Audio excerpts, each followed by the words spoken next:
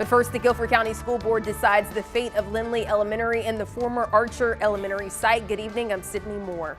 And I'm Chad Silver. The board and neighbors spent a lot of time tonight debating whether they should preserve Lindley or start fresh. WFMY News 2's Nixon Norman was at the meeting and heard both sides of the hot button issue.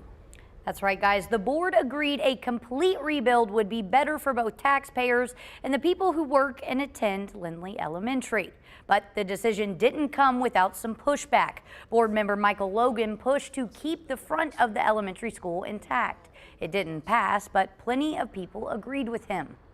Our historic structures mean something. We have examples throughout this city that mean something.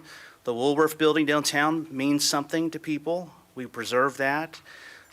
Maybe not as consequential of history, but for the folks who've attended Lindley, that building means something.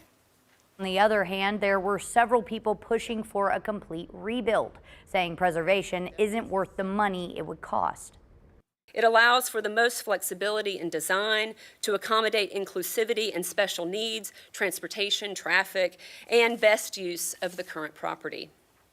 The ongoing maintenance costs of preservation limits future improvements as required by the changing needs of our community. We can rebuild a more energy efficient building that everyone can be proud of.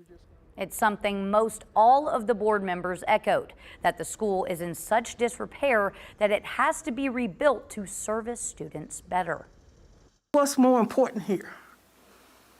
Saving 100 years that most people, if you are not at least 70 or 80 years old, you don't even remember the history of the early days of Lindley.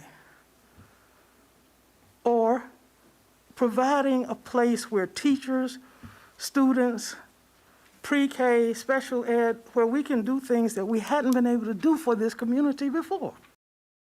Surprisingly, it would have been more expensive to renovate the building instead of starting from scratch. The district says a complete rebuild will save taxpayers $17 million. The district says the new school should open in 2027.